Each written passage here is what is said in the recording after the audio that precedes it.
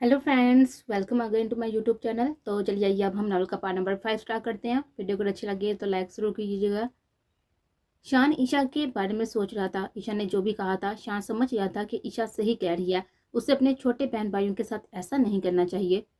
कुछ देर बट्टा सोचता रहा, फिर उठकर वॉशरूम में चला गया। तो उन्होंने खाना खाया, खामोशी से अपने अपने रूम में चले गए। ईशा अपने रूम में आई तो कुछ याद आने पर उसने अपने सर पर हाथ मारा। मैं तो पानी का जग लाना भूल गई। वो कमरे से बाहर गई। शान अपने कमरे में बेचैनी से चक्कर लगा रहा था। वह उदास था। यार क्या मसला है, मैं क्यों इतना बेचैन हो रहा हूँ?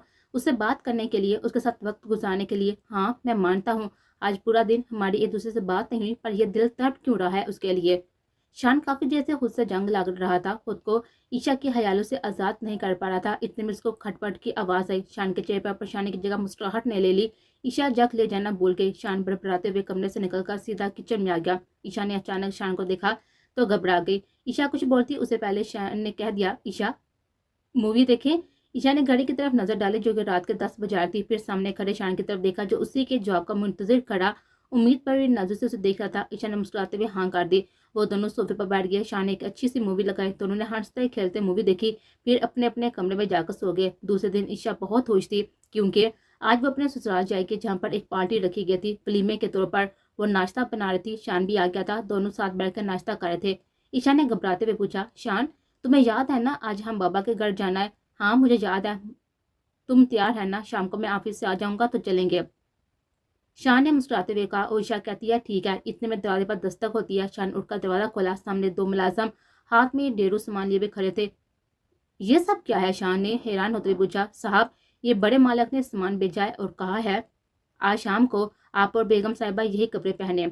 एक मुलाजमा ने जवाब दिया, अच्छा अंदर रख दो ये सामान। शाह ने बेजार से कहते हुए दरवाजा पूरा खोल दिया। मुलाजम अंदर आए। एक नजर गलत उठाए बगैर सारा सामान सोफे पर रखकर दोबारा खुले दरवाजे से बाहर निकल गए। शान ये सब क्या है?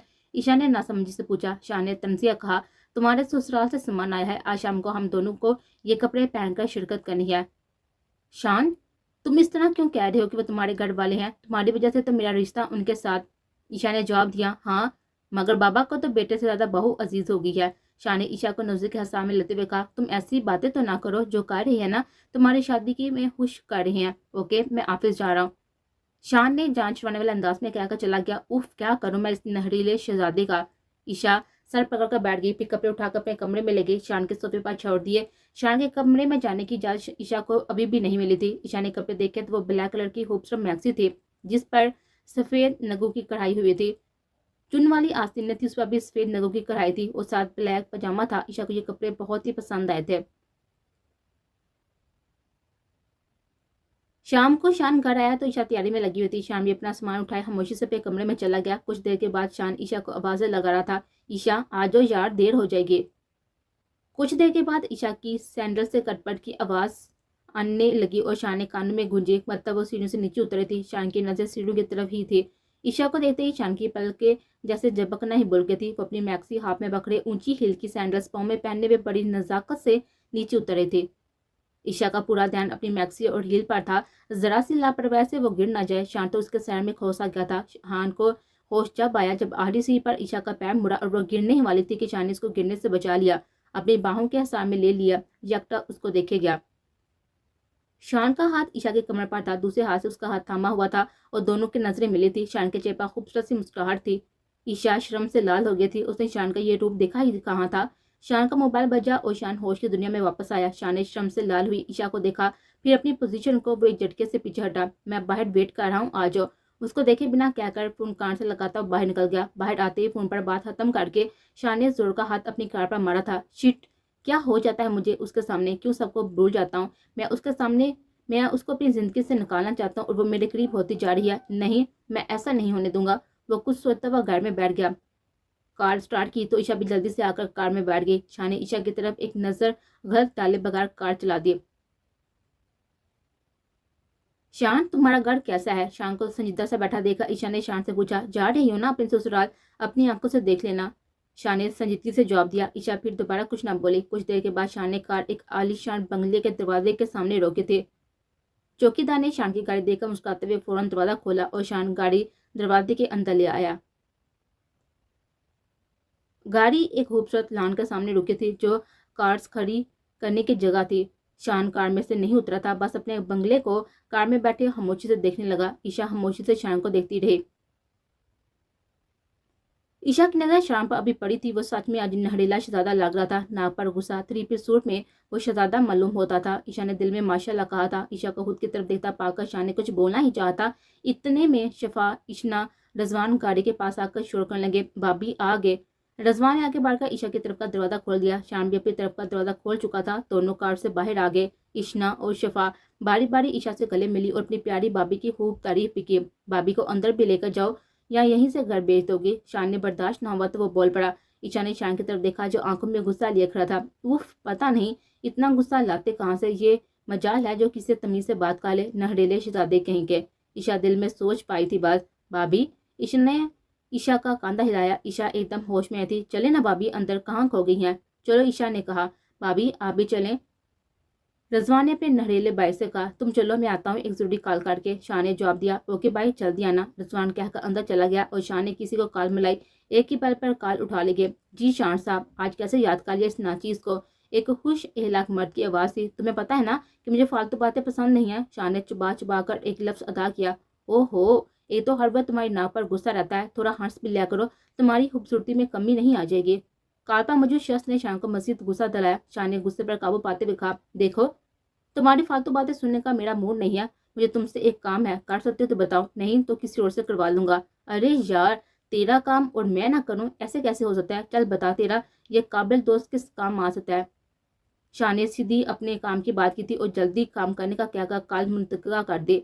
ईशा ने जब बंगले के अंदर कदम रखा तब बहुत सारे फूलों से ईशा का सुगवात हुआ। इकबाल साहब सामने ही खड़े थे। ईशा फौरन आगे बढ़ी। अस्सलाम वालेकुम बाबा। ईशा ने सलाम किया। वालेकुम सलाम मेरी प्यारी बेटी। उन्होंने अपना शफकत भरा हाथ ईशा के सर पर रखा और माथे पर बोसा दिया। ईशा को ऐसा लगा जैसे इकबाल साहब की सूरत में उसको उसके बाबा वापस मिल गए। आज उसको वो सब मिल रहा था जिसकी उसने हवाश की थी। जो चीज़ नहीं मिली थी वो था शान का प्यार, पर उसने हिम्मत नहीं हारी थी। उसको यकीन था एक दिन शान उसको बीवी के रूप में कबूल कर लेगा।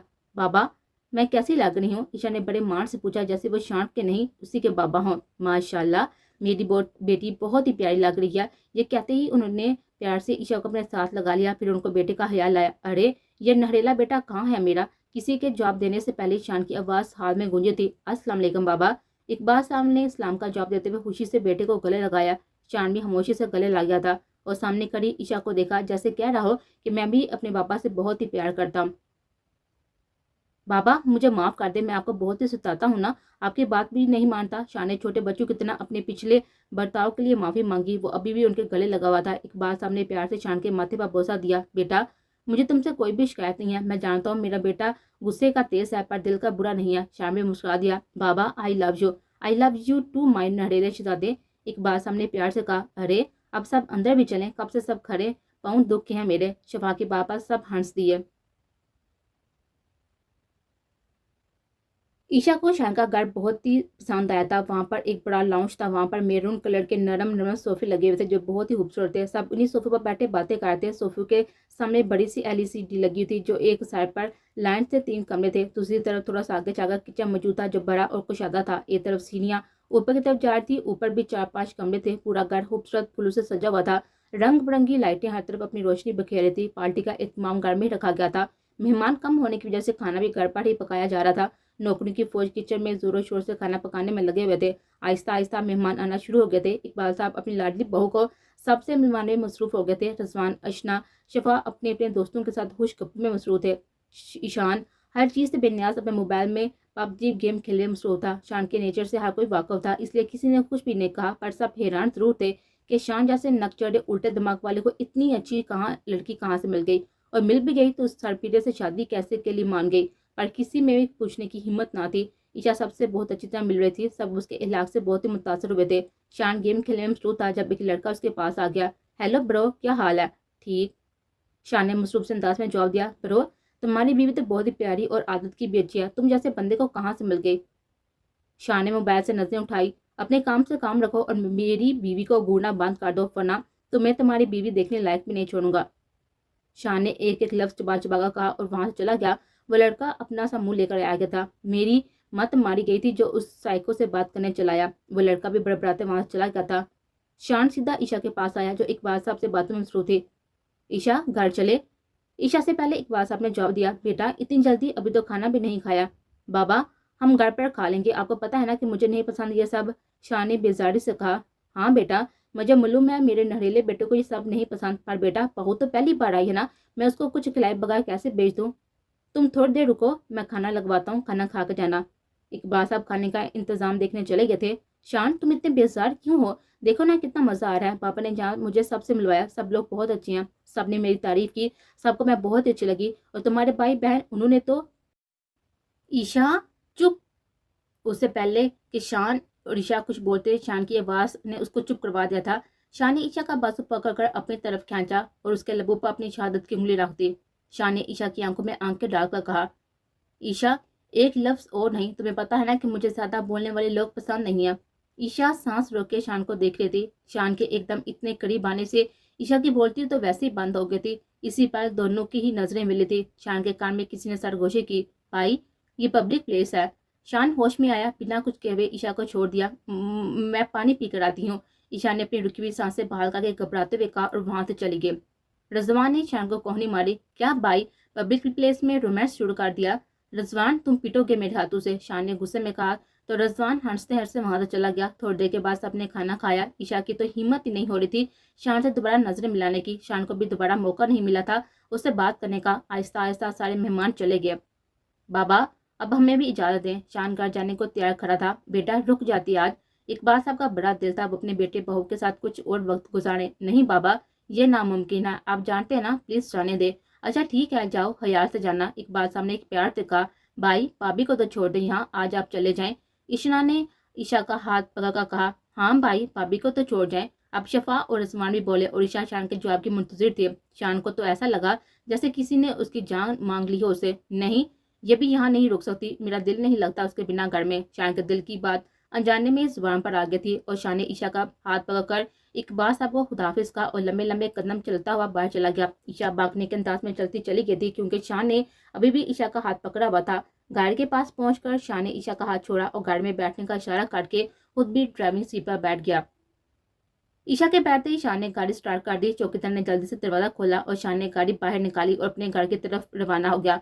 ईशा मुंह फैलाए बैठी थी और शान पर फिर भी कोई असर ना हुआ। वो खामोशी से ड्राइव करता रहा। ईशा हैरान थी शान को हुआ क्या है, वो क्यों इतनी बुरी तरह से पेश आ रहा था, लेकिन इसमें इतनी हिम्मत ना थी कि शान से पूछ ले। शान ने अपने घर के सामने कार रोकी। ईशा घर जाओ, थोड़ी देर में आता हूँ मैं। शान तुम इतनी रात को मुझे अकेला छोड़कर कहाँ जा रही हो, ईशा ने डरते हुए पूछा। एक जरूरी काम से जा रहा हूँ, जल्दी आ जाऊंगा। तुम घर जाओ, दरवाजा लॉक कर लेना, मेरे पास दूसरी चाबी है, मैं उससे दरवाजा खोल लूंगा।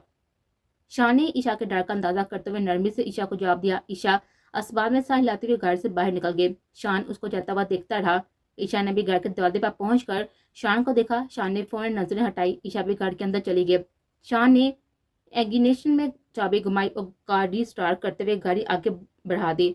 शान ने कार पर अपने एक पुराने दोस्त बासित से बात की थी जो पेशे से वकील था। वैसे तो शान का कोई दोस्त नहीं था, बस यही एक जबरदस्ती का दोस्त था। इस दोस्ती को आगे बढ़ाने में ज्यादा हाथ बासित का ही था। इन दोनों की मुलाकात कॉलेज में हुई थी। बासित शान के साथ ही बैठता था। शान के मुकाबले में बासित थोड़ा चंचल था, यही इनकी दोस्ती की वजह बनी। बासित ने खुद ही शान को दोस्त बना लिया। वो हर वक्त उसके साथ रहता था। शान उस पर गुस्सा करे या बुरा भला कहे उसको कोई भी फर्क नहीं पड़ता था। बासित शान की पर्सनैलिटी से मुतासर हुआ था। बासित को लगा था कि यही उसका सच्चा दोस्त बन सकता है। वह अक्सर शान से कहता था, यार तू ना किसी सल्तनत का नाराज शहजादा लगता है जिसको उसकी शहजादी ना मिली हो। फिर अपने दिल पर हाथ रखकर कहता, काश मैं लड़की होता तो तेरी शहजादी की कमी पूरी कर देता। यह सुनते ही शान उसको कोहनी उसको मारने दौड़ता और बासित से बचने के लिए इधर उधर भागता। बासित शान के लिए अच्छा दोस्त साबित हुआ था। उसको जब भी कानूनी मसला पेश आता बासित से उसकी मदद करता था। शान ने आज ईशा की आंखों में अपने लिए जो जज्बात देखे थे वह परेशान हो गया था। वो नहीं चाहता था कि ईशा उसके हवास पर इतनी छा जाए कि उससे दूरी नामुमकिन हो जाए, और ये नहीं चाहता था कि ईशा को कोई तकलीफ हो। शान के हिसाब से इन दोनों में भी अभी इतना गहरा रिश्ता नहीं बना था कि वापसी नामुमकिन हो, इसलिए शान जल्द से जल्द ईशा से दूर होना चाहता था। बासित ने उसे तलाक के कागजात बनवाए थे। शान वही लेने जा रहा था। शान अभी बासित के घर पहुंचा था कि बासित को कॉल करके उसने घर से बाहर बुला लिया। बासित आते ही खुशी से बगल गिर हुआ था। मेरे शादी को टाइम मिल गया मुझे याद करने का। बासित ने आते ही गले लगाया। अरे यार बस क्या बताऊं, तुम बताओ काम हो गया मेरा, शान जान छुड़ाने वाले अंदाज में कहा। यार वैसे है बड़ा मतलबी तू, शादी में बुलाया तक नहीं अब तलाक भी ले रहा है, वजह भी नहीं बता रहा मुझे। बासत ने फिर गिला किया। फुर्सत में बताऊंगा मेरे भाई, अभी मुझे देर हो रही है, ईशा घर पर अकेली है। शान को रह रह कर जमील का ख्याल आ रहा था वो फिर से कुछ ना कर दे। ओहो, इतना ख्याल भी है भाभी का और फिर तलाक भी ले रहा है, माजरा क्या है आहर? बासत ने मशकूक से अंदाज में पूछा। तुम पेपर्स तो, मुझे देर हो रही है। नहीं, पहले सारा मामला बताओ फिर मिलेंगे पेपर। बासत ने कहने के साथ ही जिस हाथ में पेपर थे वो हाथ पीछे का लिया। शाह ने लेने की कोशिश की तो उसने हाथ ऊंचा करके पेपर्स दूसरे हाथ में पकड़ लिए। शाह ने दोबारा कोशिश की, फिर नाकाम रहा। तू ऐसे नहीं मानेगा ना? शाह ने हार मानते हुए कहा। बिल्कुल भी नहीं, शाह ने बासत ने मुस्कुराते हुए कहा और शाह ने सारी कहानी बासत के गोश्त गुजार दी। बासत हैरान ही रह गया। क्या तुम लड़की के साथ तैयार थे? कब से? हैरत है यार, तुम तो किसी जानवर को भी बर्दाश्त नहीं करते अपने घर में, और एक लड़की के साथ तैयार थे तुमने मुझे बताया भी नहीं। उफ, बख्श दे यार, मुझे जाने दे, वो घर पर अकेली है। मुझे डर है कि जमील फिर से ना कुछ कर दे। शाम को फिर से ईशा की फिक्र होने लगे थे। अच्छा ठीक है, ये लो पेपर। इसने पेपर शान के सामने किए। शान ने जल्दी से पेपर्स ले लिए कि कहीं दोबारा इरादा ना बदल जाए। बासत का शुक्रिया, खुदा हाफिज। शाह ने एक कदम आगे बढ़ाया ताकि बासत के वहां पर रुक गया। अब क्या हुआ? शाह ने अपना गुस्सा काबू करते हुए कहा। यार शान, छोड़ दे ये जिद। बासत ने शान के कंधे पर हाथ रखते हुए कहा। तो कौन सी जिद? शान ने झंझलाते हुए पूछा। शान, ये जिंदगी बहुत खूबसूरत है मेरे यार, अगर कोई मोहब्बत करने वाला हम सफर मिल जाए ना, ये जिंदगी और भी ज्यादा हसीन लगने लगती है। उसे यूं जाया मत कर। ईशा के साथ एक नई जिंदगी की इब्तिदा कर। ईशा के बारे में तूने मुझे जितना बताया ना उससे तो यही मालूम होता है कि वो सुलझी हुई ताबेदार, नेक सीरत और बावफा लड़की है। वो तेरे लिए साथी साबित होगी। सबसे बड़ी बात, वो तुझे चाहती है। यार बासत, क्या हो गया? मैं मानता हूँ कि वो बहुत अच्छी लड़की है, वो मेरी सारी बातें मानती है, मेरा सारा काम करती है, मुझसे कभी बदतमीजी भी नहीं करना चाहती। मैं चाहे कुछ भी कह दूँ, वो मुझसे डरती भी बहुत है। मैं उसे ऐसे देखना नहीं चाहता। हमेशा मैं चाहता हूँ वो खुश रहे, बस इसीलिए उसको इस जबरदस्ती के बंधन से आजाद कर रहा हूँ। शान ने जमीन पर नजर जमाते हुए जवाब दिया। नहीं शान, उसकी खुशी तेरे साथ है। तू डरता है, तू डरती न यार, वो सच्चे रिश्तों और मोहब्बत की तरसी हुई लड़की है। उसके साथ ऐसा मत कर, वरना उसका रिश्तों से यकीन उठ जाएगा। छोड़ दे यजीद, उसने भी मोहब्बत का इजहार कर दे, नई जिंदगी शुरू कर। बासत ने मुस्कुराते हुए कहा। शान के तेवर तो मोहब्बत के इजहार वाली बात पर ही बिगड़ गए थे। एक मिनट, मैंने तुमसे कब कहा कि मैं ईशा से मोहब्बत करता हूँ? तू नहीं करते क्या? बासत ने सवाल करते हुए उसके चेहरे के बदलते तासा देखे। नहीं, बिल्कुल भी नहीं, मुझे बस हमदर्दी है उससे, और कुछ नहीं। शान ने गर्दन अकड़ा कर कहा और बासत मुस्कुरा दिया। अच्छा ये बताओ, ईशा के लिए जमील को क्यों इतना मारा कि वो आत्ममोह हो गया? उसने जो हरकत की थी ना, मेरी जगह कोई भी होता तो यही करता। शान ने मुठियां बीचते हुए सख्त लहजे में जवाब दिया। बासत ने सीने पर हाथ बांधते हुए कहा। मैं तो होता तो 2-3 लगाकर पुलिस के हवाले कर देता। चलो कोई बात नहीं, ये बताओ, लोग ईशा की वजह से जब तुम पर उंगलियां उठा रहे थे, तुम्हें तंग कर थे, तो तुमने उसको घर से बाहर क्यों नहीं निकाला? क्यों लोगों की बातें सुनते रहे? मैं इस मासूम को बाहर निकाल देता, वो जमील जैसे बेड़ों का शिकार बन जाती। शान ने सख्त लहजे में जवाब दिया। ओह अच्छा, मैं तो किसी दायर अरमान छोड़ा था उसे। है ये बताओ, जो तुम्हारे बाबा उसे तुम्हारी जबरदस्ती शादी करवाए थे, जब तुम्हारा गुस्सा कहाँ गया था? आवाज उठाते अपने लिए इनकार करते थे, क्यों नहीं किया? बासत ने शान की आंखों में झांकते हुए कहा। शान तो चिढ़ ही गया था। उफ, बस कर दो, दिमाग खराब कर दिया है तुमने मेरा, जा रहा हूं मैं। शान ने गाड़ी की तरफ कदम बढ़ाए। शान, तुम अभी इस हकीकत से भाग रहे हो, जब ईशा तुमसे दूर चली जाएगी ना, जब तुम्हें एहसास होगा, अफसोस, तुम खो चुके होगे उसका। बासत की आवाज ने शान का दूर तक पीछा किया था। बासत दाएं बाएं सह हिलाता हुआ अपने घर में दाखिल हो गया था। शान के दिमाग में पूरे रास्ते बासत की बातें घूम रहे थे। घर पहुंचते ही वो अपने कमरे में चला गया था। ईशा सो चुकी थी। शान बहुत ही थका हुआ था। पैर पर लेटते ही नींद ने उसको अपनी आगोश में ले लिया। शान ईशा के बहुत ही करीब खड़ा उसे देख रहा था। इतना करीब ईशा को शान की सांस अपने चेहरे पर महसूस हो रही थी। ईशा के पलकों उसकी आंखों में खो गए थे। ईशा कब से आईने के सामने खड़ी खुद को शान की बाहों में महसूस कर थी। पार्टी में शान ने ईशा को चुप करवाने के लिए एकदम से खुद के करीब किया था। ईशा वही सोच सोच कर आईने में खुद को देखकर मुस्कुरा रहे थे, साथ शर्मा भी रहे थे। यह सुबह का वक्त था। ईशा सोकर उठ चुकी थी। रात को तो वो बहुत थक गई थी, तो आते ही सो गई थी। अब जब वो उठी थी, शान के बारे में सोच रही थी। ईशा अपने ख्यालों में गुम थी जब भी कमरे के दरवाजे पर दस्तक हुई। ईशा अपने ख्यालों से निकलकर दरवाजे की तरफ बढ़ी। दरवाजा खोल दिया। शान, तुम? ईशा ने हैरानगी से पूछा, क्योंकि शान कभी भी ऊपर नहीं आता था। ईशा, मुझे तुमसे बहुत ही जरूरी बात करनी है, 5 मिनट में नीचे आओ। शान ने अपनी बात कही बिना ईशा का जवाब सुने वापस चला गया था। शान तो बहुत ही संजीदा लग रहा है, क्या हो गया उसे? कहीं ये मुझे घर से तो नहीं निकाल रहा? नहीं नहीं, शान ऐसा नहीं कर सकता, कुछ और बात होगी, नीचे जाकर देखो। ईशा अपने दिल पर अपना डर छुपाए हुए नीचे की तरफ चल दिए। शान ने आज फैसला कर लिया था कि आज वो ईशा को अपनी जिंदगी से निकाल देगा। इस शादी के बंधन से खुद को आजाद कर लेगा। वो बेचैनी से लॉन्च में चक्कर लगा रहा था। शान, क्या हुआ? तुम परेशान लग रहे हो? अरे तुम आ गई।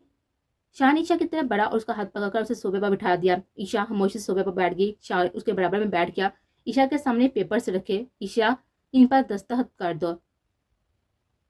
शाह ने ईशा की तरफ पेन बढ़ाते हुए कहा, शाह, ये किस चीज के पेपर्स हैं? ईशा के जुबान से टूट टूट कर लफ्ज अदा हुए थे और आंखों में पानी बढ़ आया था। ईशा समझ गई कि ये किस चीज के पेपर है, पर वो अभी भी ये सोच रही थी कि शायद वो गलत सोच रही हो। ईशा, ये डाइवोर्स पेपर्स हैं, तुम साइन कर दो, हम दोनों इस बेबैनी रिश्ते से आजाद हो जाएंगे। शाह ने फिर से ईशा की तरफ पेन बढ़ाते हुए कहा। ईशा को लग रहा था कि शाह ने उसको उसकी मौत का फरमान सुनाया है। ईशा के लिए शाह से दूर जाना मौत से कम नहीं था।